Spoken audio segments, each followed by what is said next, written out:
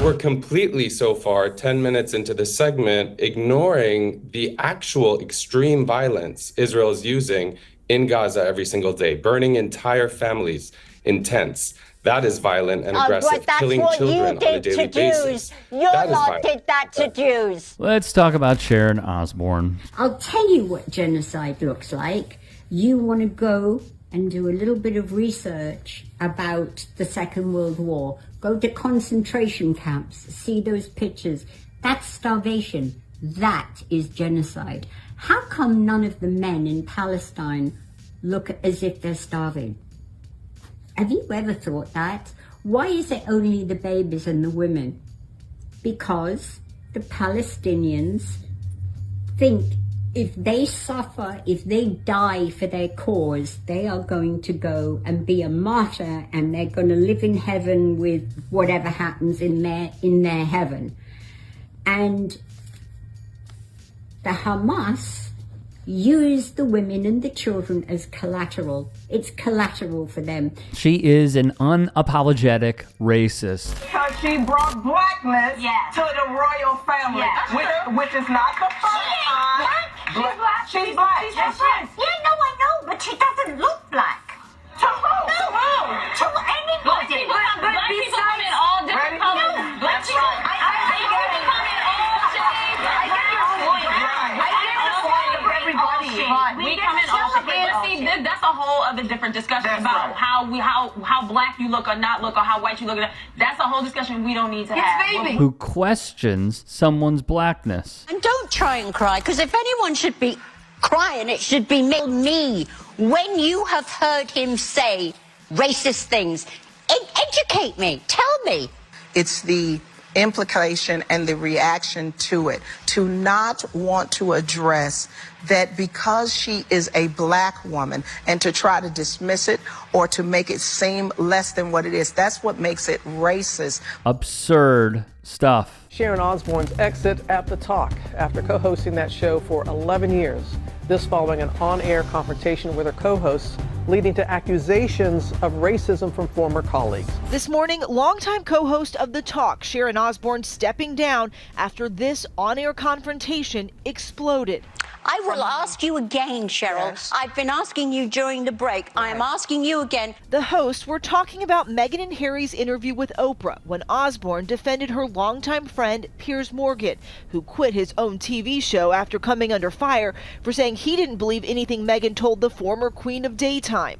Because I supported a longtime friend and work colleague of mine for years, that everybody goes, if you support him, then you must be racist because he's racist. The 68-year-old coming under fire herself. Several of her former co-hosts coming forward saying she had a history of using slurs and derogatory terms, which she has denied. And it's been passed down. If you kick every Latino out of this country, then who is going to be cleaning your toilet, Donald Trump? Oh, that's no. In the sense that, you know what I mean? Like, when I'm saying there's more jobs to be in LA, they always, but they Latinos are not only the only people. I didn't mean it like that. Come on. Recently, she would share her bigotry yet again.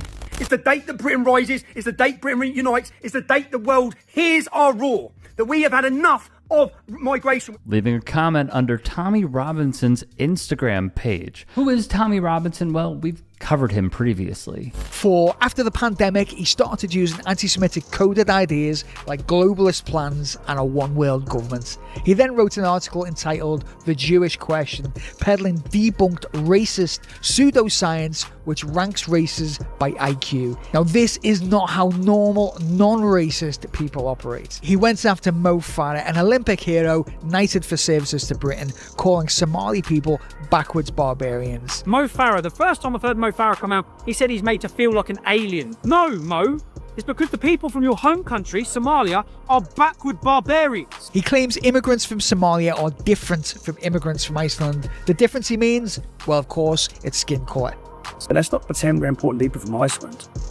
2, he thinks Muslims can't be British citizens. Every single Muslim watching this video on YouTube, on 7/7, you got away with killing and maiming British citizens. And the Islamic community will feel the full force of the English Defence League if we see any of our citizens killed, maimed or hurt on British soil ever again. In 2004, he joined the British National Party, a fascist and anti-Semitic organisation whose leader believed in the forced expulsion of all black people from Britain, and whose spokesperson said at the time, the BNP is a party for white people and discrimination is a fundamental human right.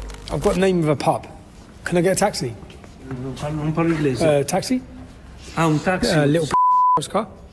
What I'm saying is that there is a root problem. We're all symptoms. All these things are symptoms. We need to, don't waste your money. The government are going to waste their money doing an in-depth investigation into these Muslim paedophile gangs, yeah? Don't waste your money. Do an in-depth investigation into the Quran. All of this hatred has got to be coming from somewhere. Because every time we hear a philosopher or an expert on Islam who's a non-Muslim, they'll tell you. Any Muslim who takes the Quran seriously is, in your view, an enemy of this society. No, any Muslim that takes it in a 7th century barbaric form. If this continues, that violence is going to come to you. You will have no choice. You're in a fundamental situation here where whether you choose violence or not, violence is coming to you. You either fight back or you die. You either fight back or you die.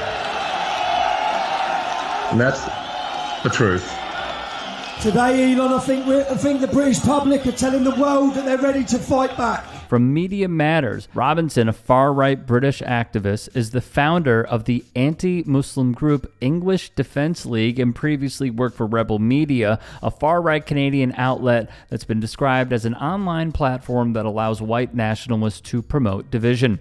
According to The Guardian, he was banned from Facebook and Instagram in the year 2019 for breaking rules that banned public calls for violence against people based on protected characteristics. So here's my question. Why would Sharon Osbourne leave a comment on Tommy Robinson's Instagram in regards to one of his many bigoted rallies, seeming to express joy of being in attendance? Robinson, real name Stephen Yaxley Lennon, celebrated the endorsement from Sharon Osbourne ahead of the May 16th rally. Let's be clear, he's desperate for approval from celebrities, and thus he got it. A homeless charity would cut ties with her, and to that I say rightfully so. Robinson would say in a video, "We've had enough of migration, enough of mass immigration. We've had enough oppression from a tyrannical government. They have tried to silence us for decades, but we will be silenced no more. We don't want another 3 years of open borders." He'd spew more nonsense from Nigel Farage, a fascist, and even give statistics that echo his racist views, which have been completely debunked. Which now brings me to this. Recall Kneecap's legendary Coachella 2025 performance when they rightfully called out the genocide Israel's committing against the Palestinian people. You know who hated it? Sharon Osbourne. Osbourne publicly called for the Belfast rap group's visas to be revoked, claiming their performance included projections of anti-Israel messages and hate speech. Metro with the recap. Thus, Kneecap would respond, "Osbourne's rant has so many holes in it that it hardly warrants a reply, but she should listen to War Pigs that was written by Black Sabbath, the band made famous by her husband." She would call them, quote,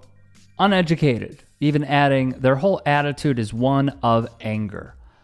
Incredible. Once more, and I do agree with Metro and their article here, which was titled, "Sharon Osbourne attending a Tommy Robinson march proves Kneecap were right about her." Yeah, they were.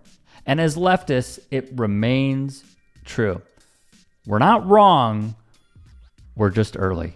Hey, I appreciate you watching. Now, if you can, please do become a channel member by going to youtube.com/TYT Sports and clicking the join button. If that's too much for you, you can just go to tyt.com/join to become a member. It helps all of us out here at the Young Turks and keeps our network afloat. In addition, you could follow me on my socials on Twitter, Instagram, and TikTok. Appreciate the love. Have a great day.